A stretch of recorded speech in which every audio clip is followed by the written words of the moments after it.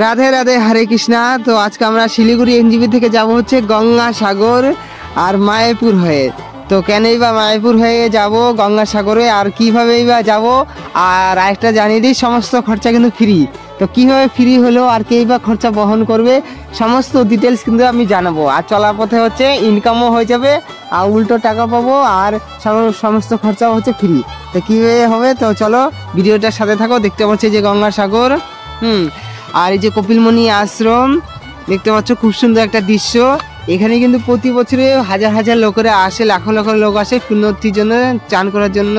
হ্যাঁ, দেখতে পাচ্ছ এখানে বাস স্ট্যান্ডে এসে কুকুরদের খাওয়ালাম, আর এই যে নৌকার মাঝে দেখতে পাচ্ছ সেলফি নিলাম।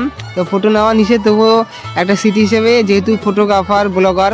তারপরে হচ্ছে এখানে হচ্ছে আমরা এসে গেলাম হচ্ছে কাকদ্বীপে। দেখতে পাচ্ছি যে কাকদ্বীপ। হ্যাঁ, তো প্রথমে তো আমি ছিলাম হচ্ছে যে প্রভুপাদ সমাধি মন্দির, ইস্কন মন্দির। তো এইখান থেকে আর কি গঙ্গাসাগরের যাত্রাটা হয়, মানে গঙ্গাসাগর যে যাবো একটা মনে জোর আসে এখান থেকেই। তো যে নবদ্বীপে একটা সেলফি নিয়েছিলাম, সেখানে মন্দিরে অনেক দান করতাম, যেরকম হচ্ছে অন্নদান কমপ্লেক্সে কিছু দান করেছিলাম, ঠিক আছে। এখানে ননস্টপ কীর্তন হয়। তো যাত্রা শুরু হয় শিলিগুড়ি এনজিপি থেকে, 7টা 20-তে ট্রেন ছিল। তো প্রথমও স্লিপার, লাস্টও স্লিপার, জেনারেল, এই দুটো ছিল, মধ্যেখানে এসি টেসি ছিল। তার নিউ জলপাইগুড়ি থেকে শুরু হলো যাত্রাটা এনজিপি। তো প্রথমে ট্রেনটি এসে গেল, তো আমার হ্যান্ডিক্যাপ কামরা ঢুকে গেলাম, যেহেতু আমি সার্টিফিকেট করা প্রতিবন্ধী মানুষ। তারপরে ট্রেনে ওঠার পরে দেখতে পাচ্ছি শিয়ালদাতে নামলাম। শিয়ালদাতে নেমে সেখানে বেশ কয়েকটা জায়গা ছিল, তোমরা দেখেছিলে, যেরকম হচ্ছে মেলা হচ্ছিল, মেলা বিভিন্ন জায়গায় ব্লগিং করছিলাম, লোকে অনেক সাহায্য করেছিল। হ্যাঁ, সেই সাহায্য নিয়ে চলছিলাম, সেই সাহায্য টাকা থেকে লোককে আবার সাহায্য করতাম।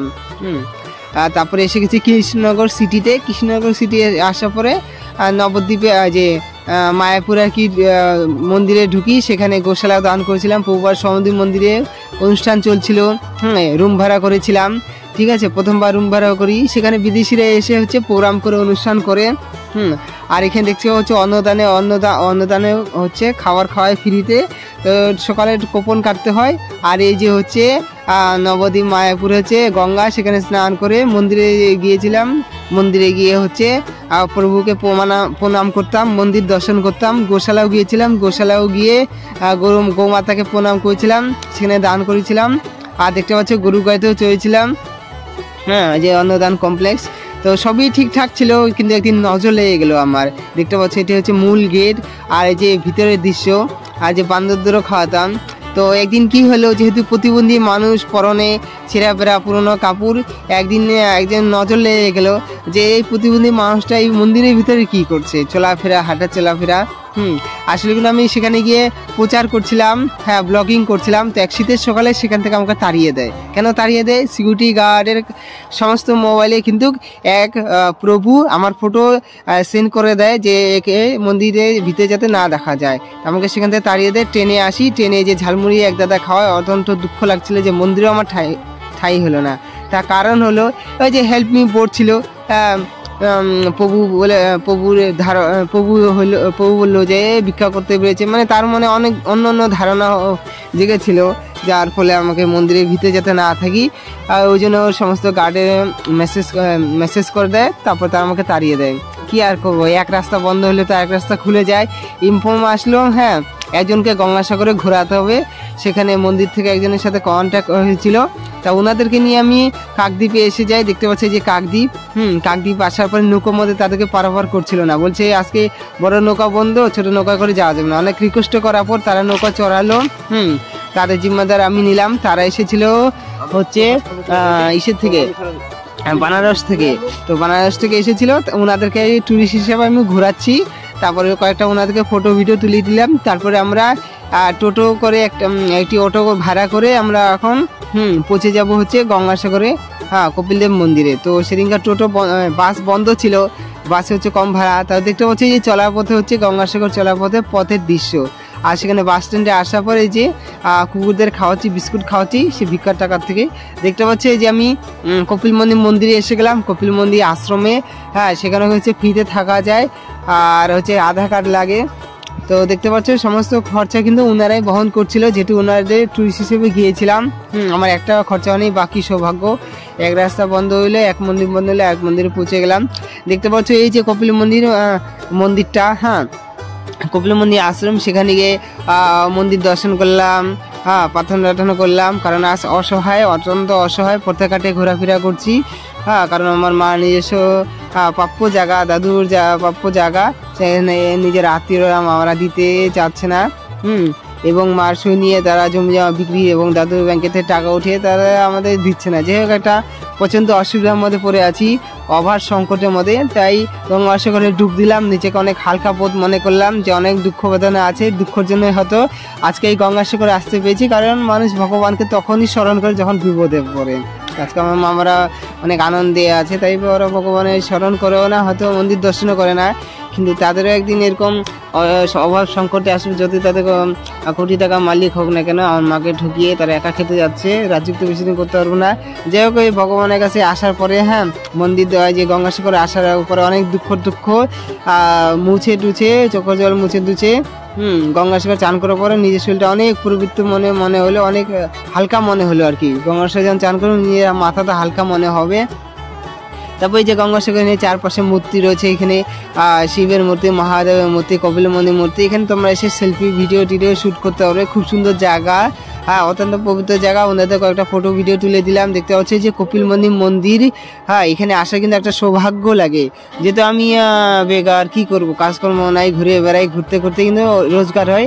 আর সে আমার রোজগার দিয়ে কিন্তু পরিবার চলে, মার হাতে দিয়েই, বা আমি ব্লগিং করি, পাড়া অনুষ্ঠান করি, তারপরে হচ্ছে সমাজসেবা করি, গাছ লাগাই, সেটা কিন্তু সমস্ত পাবলিক ডোনেশনের টাকা দিই। তাই ভিক্ষা করাও কিন্তু একটা কোনো খারাপ কাজ না, এটাও কিন্তু একটা মহৎ কাজ। হ্যাঁ সবাই করতে পারে না, যেহেতু আমার টাকা দিয়ে এতগুলো লোকের সাহায্য পাচ্ছে, হ্যাঁ সমাজসেবা হচ্ছে, এটা কিন্তু একটা কাজ, এটা কিন্তু একটা কর্ম। আর যেহেতু পরিবার চালাচ্ছি, আর প্রতিবন্ধী মানুষ করতেই বা কী করবো। আর আসল কথা বলতে কি, মানুষের যখনই কাজ করি লোকের ঠকায়, টাকা পয়সা ঠিকঠাক দেয় না, গালি বকা খেতে লাগে, তা কী দরকার আছে? এমনি হচ্ছে চলাফেরা করতে কষ্ট, হ্যাঁ ভিক্ষা করতে করতে একটু আরাম টারাম করে নিই, খেলে একটু কষ্ট কি, রাস্তাঘাটে স্টেশনে থাকতে লাগে, এটাই হচ্ছে কষ্ট, আর কিছু করার নেই, কি করব।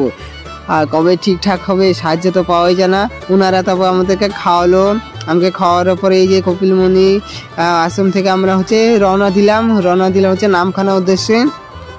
চলার পথে অনেক কিছু দৃশ্য দেখতে পারবে, খুব সুন্দর একটা পরিবেশ দেখতে পাচ্ছ। চারপাশে কিন্তু অনেক গাছপালা, ক্ষেত খামারি আছে। তো আমরা এসে গেলাম হচ্ছে নামখানা ট্রেন ধরার জন্য। এই যে এখানে এসে গেলাম হচ্ছে সাথে এই যে টোটোলা দাদা খুব ভালো, উনি বলেছিল কখন যদি তুমি আসো আমি ফ্রিতে থাকতে দেবো। যাই হোক আবার যাওয়ার চেষ্টা করতেছি গঙ্গাসাগরে। আমার মালপত্র রাখা, চলাফেরা, টানাটানি আর থাকা নিয়ে একটু কষ্ট, নাহলে ভ্রমণ করতে কোনো ব্যাপারই না, পুরো পৃথিবী ভ্রমণ করে নেব। হ্যাঁ যেহেতু প্রতিবন্ধী মানুষ, লোকও সাহায্য করে, সাপোর্ট করে টুকটাক, ঠিক আছে। আদা খরচাটা যে বেশি লাগে না, খালি 2 বেলা অন্ন জুটলে হলো। তাই যে একটা জাহাজ বোট আছে, এই বোটে করে আমরা যাবো, একটা সেলফি নিলাম, ফটো নিলাম। ছোটোবেলায় টাইটানিক জাহাজের মুভিটা দেখেছিলাম, সেরকম একটা অনুভূতি হলো। আর আজকে এই বোটে করে যাব, এই যে এই ব্রিজটা ক্রস করতে হয়। তো দেখতে পাচ্ছি এই যে আমাদের ভেসেল যেটা বলে সেটা এসে গেল। তার নিচে সবার নামতে হয়, আমার নিচে নামতে কষ্ট, তাই আমি উপরে যেখানে লেগেজ রাখে সেখানেই আমাকে অ্যালাউ করলো। উপরে পতাকা লাগানো ছিল, ভারতের পতাকা, যেহেতু এটা ভারতবর্ষ। তো আমি ওখানে লেগেছে, ওখানে বসে পড়লাম। আর এই যে যাওয়ার সময় একটা আলাদা অনুভূতি করলাম, দেখতে পাচ্ছি হলিউড মুভির মতন অনুভূতি হলো। যাওয়ার সময় দেখতে পাচ্ছি কি সুন্দর একটা দৃশ্য। কুয়াশার সময় তো আরও ভালো লাগে, কিন্তু কুয়াশার সময় নৌকা চলাচল বন্ধ থাকে, ভেসেল। তারপর দেখতে পাচ্ছি দূরের থেকে যে হলিউড সিন বা হলিউড মুভির মতন দৃশ্যগুলি, এগুলো দেখে তো আমার প্রাণটা জড়িয়ে গেল। এগুলো বাংলাদেশ থেকে জাহাজ ইন্ডিয়ায় এসে মালপত্র আদান প্রদান করে। তো আমরা এসে গেলাম নামখানা সেই ব্রিজটিতে। তো টোটো থেকে নামলাম, ভাড়া উনিই দিল। যাক আজকে খরচাটা উনি বহন করলো, খুব ভালো একটা ভাগ্য ছিল। কিন্তু যে নামখানা আসলাম, সেখান থেকে আবার ট্রেন ধরে আমাদেরকে আবার যেতে হলো শিয়ালদাতে। ওখান থেকে আবার ওনার সাথে বাসাতে যাওয়ার কথা ছিল, কিন্তু প্রচণ্ড ভিড়ভাট্টার মধ্যে হারিয়ে গেল। যাই হোক ফোনে আবার পরে কথা হয়েছিল। আর টুকটাক আমার সাহায্য টাকায় কিন্তু ওই যে পাবলিককে সাহায্য করি। তারপরে এই যে দুর্গাপুরে রাত কাটছিল এক মেলায়। তারপরে যে নিউ জলপাইগুড়িতে সফর, আবার নতুন যাত্রা হবে, সবাই আশীর্বাদ করবেন।